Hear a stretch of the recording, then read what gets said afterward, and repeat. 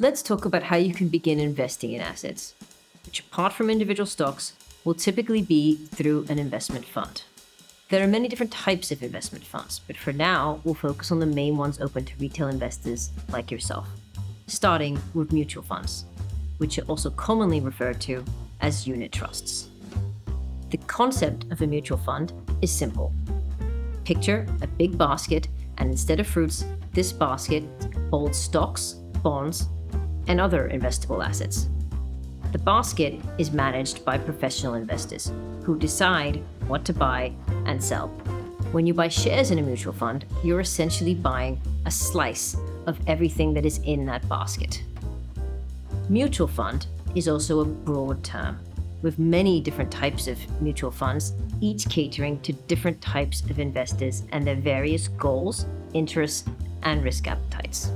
For instance, some funds are more focused on growth, so they consist of assets such as stocks in companies that have high growth potential. On the other hand, some funds are focused on steady, low-risk returns, so they might consist of fixed income assets, such as bonds. There are also thematic funds that consist of assets which give you exposure to a particular industry or theme. One of the most popular types of mutual funds are index funds. So first, let's clarify, what is an index? An index tracks the performance of stock prices of a specific group of companies. For example, the S&P 500 tracks the performance of the 500 largest publicly traded companies on the US stock exchanges. As the value of the stocks in the S&P 500 goes up, the index rises. And in turn, if the average of stocks in the S&P 500 goes down, the index falls. Index funds replicate the indices that they track. So an S&P 500 index fund will include all of the stocks of the companies in the S&P 500, weighted by their respective market capitalizations.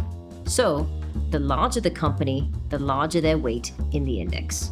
For the S&P 500, the top 10 stocks, which includes the likes of Microsoft, Apple, Amazon, Meta, and Google, actually account for more than 30% of the overall index. Like with mutual funds, when you buy shares in an index fund, you own a slice of all the stocks in that fund, and hence investing in the S&P 500 will give you a large exposure to the companies I just mentioned. Similar to index funds are exchange-traded funds, commonly known as ETFs. Like mutual funds, ETFs can be thought of as a basket of companies. When you buy shares in an ETF, you own a slice of all the companies in that basket.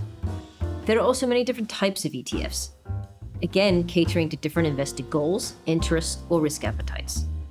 The main difference is that ETFs are easily accessible as they are traded on stock exchanges and available on any brokerage.